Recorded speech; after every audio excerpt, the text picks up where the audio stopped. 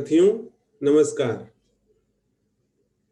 मैं जगदीश सर कक्षा 9वीं के विषय भूमिति में आपका हार्दिक स्वागत करता हूं। विद्यार्थियों, आज हम एक्सरसाइज 1.1 के क्वेश्चन नंबर 3 का प्रश्न नंबर 2 से लेके 4 तक हल करते हैं। आइए शुरुआत करते हैं क्वेश्चन नंबर 2 को हल करना। प्रश्न है, नीचे दी गई जानकारी के आधार पर बताइए कौन सा बिंदु अन्य दो बिंदुओं के मध्य है। यदि बिंदु एक रेखीय न हो तो वैसा लिखिए। तो थर्ड का, इसके पहले क्वेश्चन नंबर 1 और 2 का जो प्रश्न है उसको हमने हल किया है और उसको आपने समझा है। चलिए अब आगे चलेंगे और देखते हैं अगला क्वेश्चन।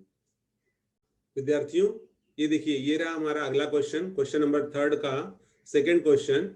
देखिए, इसमें दिया हुआ है distance RS 8, distance ST 6, distance RT 4। ठीक है, ये आपको दूरियां दी गई है और बताया गया है कि RS और ST RT मतलब 3 बिंदु यहाँ पर हैं, RS और T। तो कौन सा बिंदु किसके मध्य में है? चलिए हल करते हैं। देखिए, पहले जो दिया हुआ है उसको आप ऐसे लिख डालिए, distance RS 8, distance ST 6, distance RT 4, ये हमें दिया हुआ है, मतलब गिवन। ओके, अब यहाँ पर जैसे मैंने लास्ट वीडियो में भी बताया था आपको कि यहाँ पर RS का वैल्यू 8 है, ST का वैल्यू 6 है और RT का वैल्यू 4 है। तो जो सबसे बड़ा वैल्यू है उसको हम नहीं लेते हैं, बाकी दोनों जो छोटे हैं उन दोनों को ले लेंगे। तो यहाँ पर 2 है, डिस्टेंस ST 6, डिस्टेंस RT 4, तो इन दोनों को ऐड कर लीजिए। Distance ST plus distance RT, दोनों को ऐड किए तो कितना मिल गया? यहाँ पर ST का वैल्यू है 6 और RT का वैल्यू है 4, तो distance ST plus distance RT equals to 10। Okay, इसको हमने दे दिया, हमारा ये इक्वेशन नंबर एक तरह से 1 हो गया, या कथन इसको हम 1 कह सकते हैं, स्टेटमेंट 1। और उसके बाद में है, देखिए डिस्टेंस RS कितना है? 8 है, तो डिस्टेंस RS इक्वल्स टू 8, इसको हमने दे दिया कथन 2। यदि 1 और 2 से हम तुलना करें, एक दूसरे का हम इसको कंपेयर करते हैं, तो हम क्या देखते हैं? कथन 1 तथा 2 से हम देखते हैं कि जो वैल्यू 10 है और यहाँ 8 है, 10 इज नॉट इक्वल्स टू 8, अर्थात 10 और 8 एक दूसरे के बराबर नहीं है। ठीक है, अगर वैल्यू बराबर नहीं है तो यहाँ हो जाएगा distance ST plus distance RT। ये जो यहाँ पर है ST और RT 10, ये बराबर नहीं है किसके? डिस्टेंस RS के, क्योंकि 10 और 8 बराबर नहीं है, तो ये जो है ये दोनों मिलकर के इसके बराबर नहीं होंगे। और जब इनका वैल्यू एक दूसरे के समान नहीं होगा तो हम कह सकते हैं कि बिंदु RS तथा T एक रेखीय नहीं है। आई होप कि स्टूडेंट्स आपको ये सवाल समझ में आया है। चलिए आगे चलते हैं और इसी प्रश्न का हम देखते हैं क्वेश्चन नंबर 3। क्वेश्चन नंबर 3 है विद्यार्थियों, distance AB equals to 16, distance CA equals to 9 और डिस्टेंस BC इक्वल्स टू 7। ठीक है, तो आइए इसका हल देखते हैं।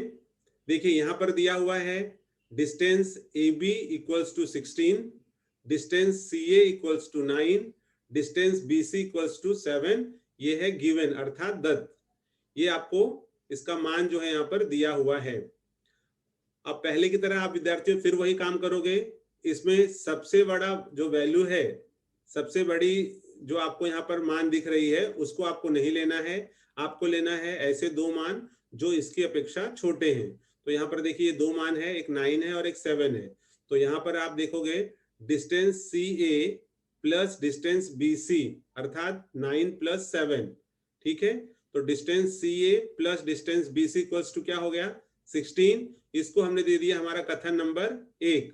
और जो सबसे बड़ा मान है वो है 16, डिस्टेंस AB इक्वल्स टू 16, और इसको हमने दे दिया, ये हो गया हमारा स्टेटमेंट नंबर 2 अर्थात कथन नंबर 2। अगर हम 1 और 2 से तुलना करते हैं, एक दूसरे से कंपेयर करते हैं, तो क्या हमें मिल रहा है कि कथन 1 तथा 2 से हमें यह मिल रहा है कि 16 बराबर है 16 के, अर्थात 16 इज इक्वल्स टू 16। दोनों एक दूसरे के बराबर हैं।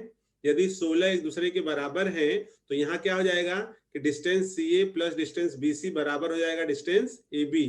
तो यहाँ पर distance C A plus distance B सी, ये दोनों मान चूंकि 16 के बराबर है, तो इस 16 का मान देखिए यहाँ पर ये है, तो यहाँ हम रख देंगे distance C A plus distance B C is equals to distance A B. अब चूंकि ये दोनों मान एक दूसरे के बराबर हैं, तो हम कह सकते हैं कि बिंदु ए बी सी एक रेखीय है। एक रेखीय अर्थात एक ही रेखा में तीनों बिंदु हैं। अब प्रश्न विद्यार्थियों ये उठता है, यहाँ पर आपको ये बताना है कि यहाँ पर कौन सा बिंदु किसके मध्य में है। तो आइए समझते हैं, यहाँ पर है कि कौन सा बिंदु किसके मध्य में है। तो हम एक रेख यहाँ पर ड्रॉ कर लेते हैं, एक यहाँ पर हम एक रेख ड्रॉ कर लेंगे, ठीक है, ये हमारा रेख हो गया। अब इसके बाद में आप देखोगे विद्यार्थियों कि यहाँ पर दिया हुआ है डिस्टेंस ए बी 16, मतलब सबसे बड़ा मान क्या है, 16 है। तो सबसे बड़ा जो मान है 16 है, अर्थात ए बी कहा गया है। तो यहाँ पर हम ले लेंगे ए हो गया, और यहाँ पर हम ले लेते हैं बी, ठीक है, क्योंकि सबसे बड़ा मान क्या है 16 है, तो ए से बी तक जो है 16 है। और फिर है सी ए, तो ए यहाँ पर है सी ए 9, तो इसका मतलब है कि सी को हमें बीच में लेना पड़ेगा, तो हमारा जो सी है वो यहाँ पर होगा, ठीक है। तो ये सी ए का जो मान है वो है 9, ओके, और बीसी दिया हुआ है 7। अगर आप देखोगे यहाँ पर तो 9 + 7 क्या हो रहा है 16। आपको ये पूरा मान जो है ए से लेकर के बी तक ये दिया हुआ है 16।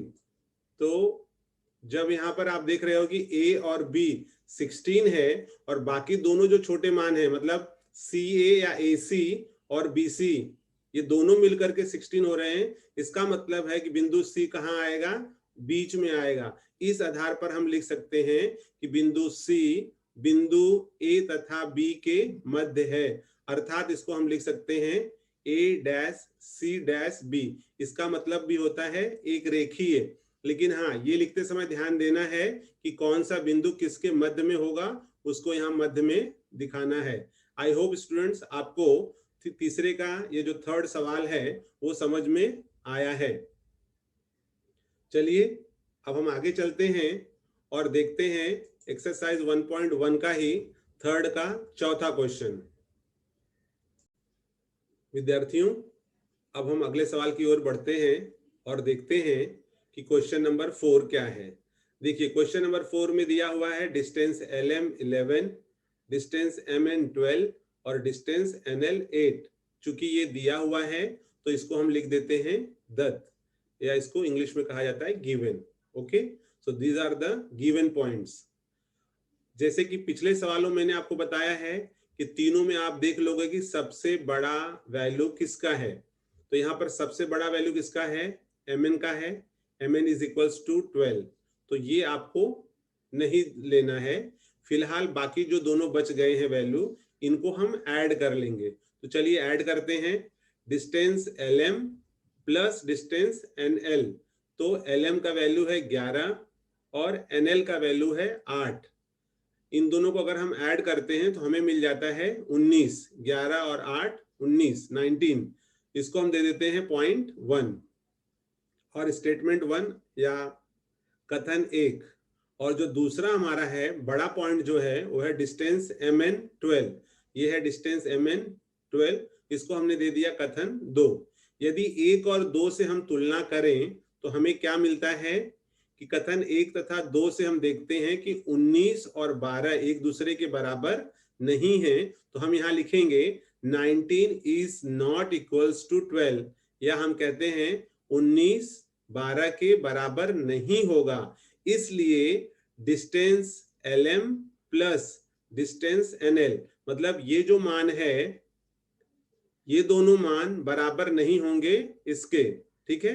तो यहाँ पर हो गया distance LM plus distance NL is not equals to distance MN, जब ये दोनों का मान बराबर नहीं है तो ये दोनों की जो दूरियां हैं वो भी बराबर नहीं होंगी, और जब दोनों की दूरियां बराबर नहीं हैं तो हम कह सकते हैं कि बिंदु M, N तथा L एक रेखीय नहीं है। यदि बिंदु एक रेखीय नहीं है तो विद्यार्थियों कौन सा बिंदु किसके मध्य में है ये आप नहीं बता सकते हो, इसलिए इसको यह नहीं बताना है कि कौन सा बिंदु किसके मध्य में है। जब वह एक रेखीय होगा तभी हम बता सकते हैं कि कौन सा बिंदु किसके मध्य में है। चूंकि यहाँ पर दी गई जो यहाँ पर बिंदु है वो एक रेखीय नहीं है। क्यों नहीं है? क्योंकि उनकी जो दूरियां हैं एक दूसरे के बराबर नहीं है। जैसे हमने यहाँ पर देखा, एक का अगर हमने ऐड किया तो 19 आ रहा है, और mn को ऐड किया, सॉरी mn आपको दिया हुआ है 12, तो 19 और 12 बराबर नहीं है, इसलिए इन दोनों का जो योग है वो इसके बराबर नहीं है। अगर इसको हम डायग्राम के माध्यम से समझें, आइए देखते हैं कि हम इसको आकृति के द्वारा किस प्रकार से समझते हैं।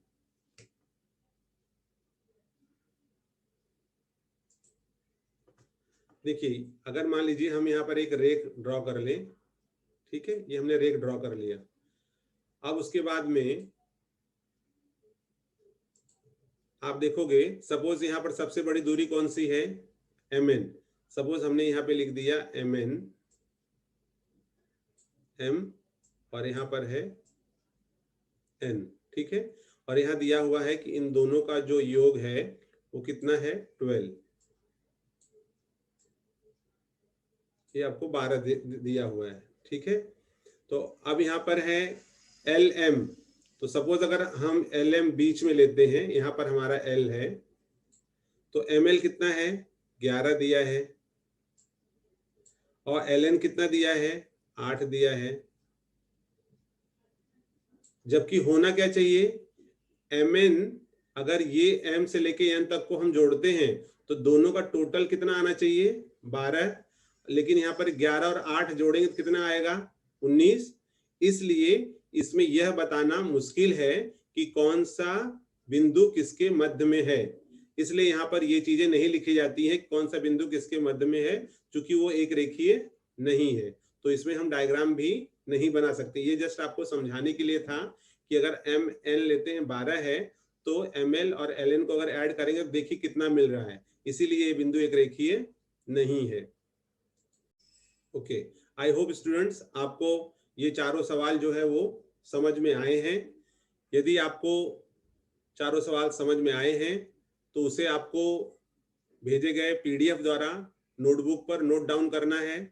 यदि आपको सवाल को समझने में कोई दिक्कत आ रही है तो आप कमेंट बॉक्स में लिख करके आप अपने डाउट को क्लियर कर सकते हो, और इसके आगे के जो सवाल हैं उसको आप खुद प्रैक्टिस करोगे। अगर उसमें कोई डाउट आ रहा है तो आप कमेंट बॉक्स में जरूर लिख करके बताएंगे।